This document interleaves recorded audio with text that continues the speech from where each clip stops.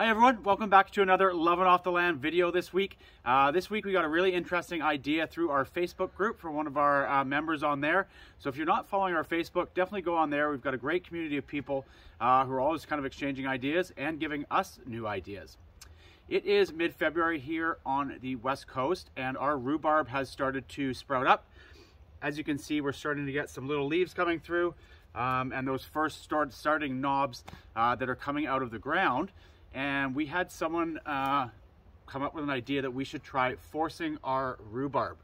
Forcing your rhubarb is basically when you take away the light. So we're going to cover it with buckets.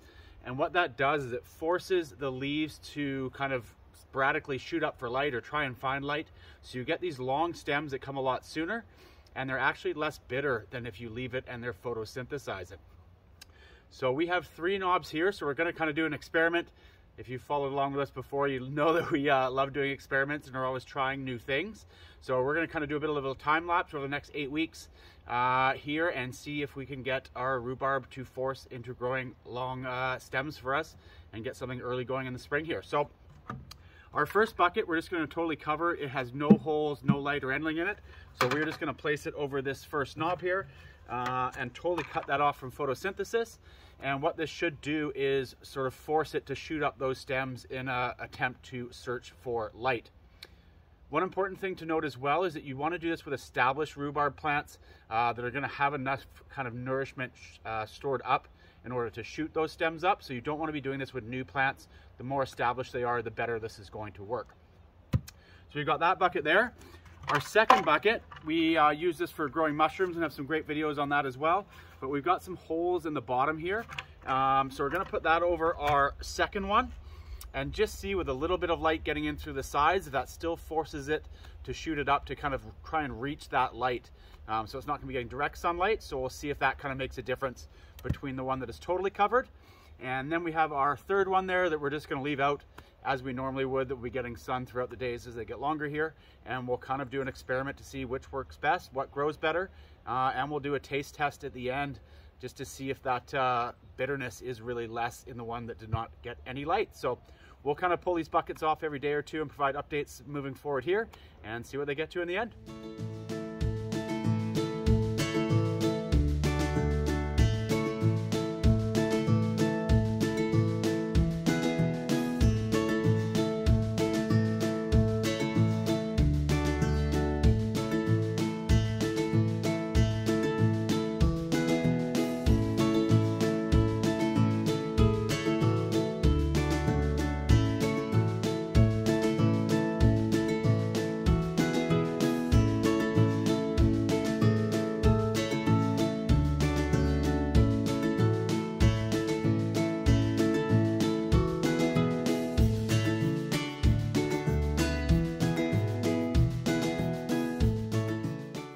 All right, so it has been 3 weeks since we put our tubs on top of our rhubarb here, and we've peaked already, so this isn't gonna be a surprise for us, but it'll be a surprise for you.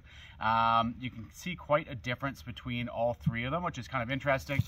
You can see this front one here actually had quite a bit of frost damage from it.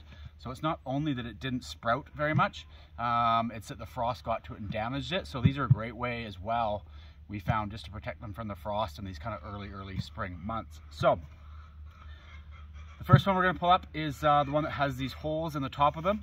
So it was letting in a little bit of light, and these buckets aren't totally opaque either, so there is a little bit of light getting through. But you'll be able to see the big difference here with that one definitely compared to this one. So let's have a look.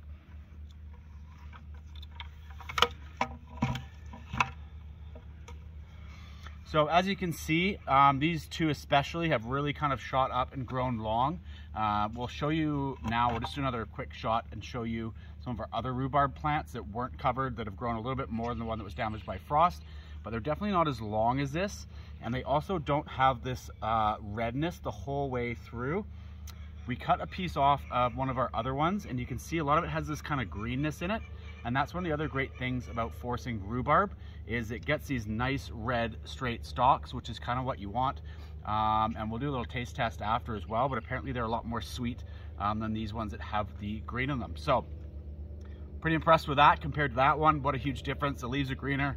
The stalks are a lot more red and long, which is kind of what you want for using them. And this one was the bucket that was totally blocked out, no holes in it. So we'll have a look at that one as well.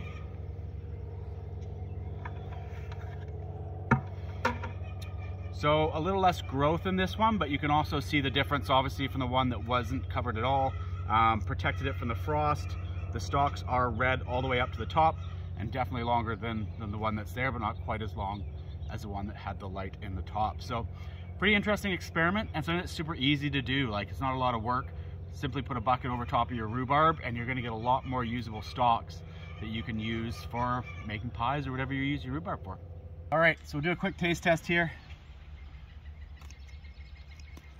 I'm actually kind of weird. I've always enjoyed eating raw rhubarb because I like sour things, which I know is really weird, but I want to see if there's a difference between these long skinny ones that are red all the way and one of our other ones that had a bunch more green in it. So sour one.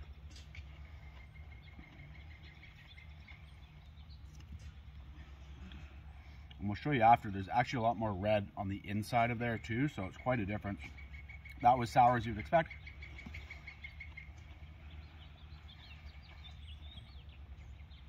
That one definitely obviously still has that sour flavor, but it's a lot sweeter and has a lot more flavor coming off of there. So we found that really interesting, forcing your rhubarb. Great little way to get some extra growth out of your rhubarb. Very little work. All you gotta do is put a couple of buckets over top of it. So if you found that useful, please help us out. Hit like and subscribe below. Make sure you follow along, and especially the coming weeks in the spring here for lots more of our gardening videos at Lovin Off the Land.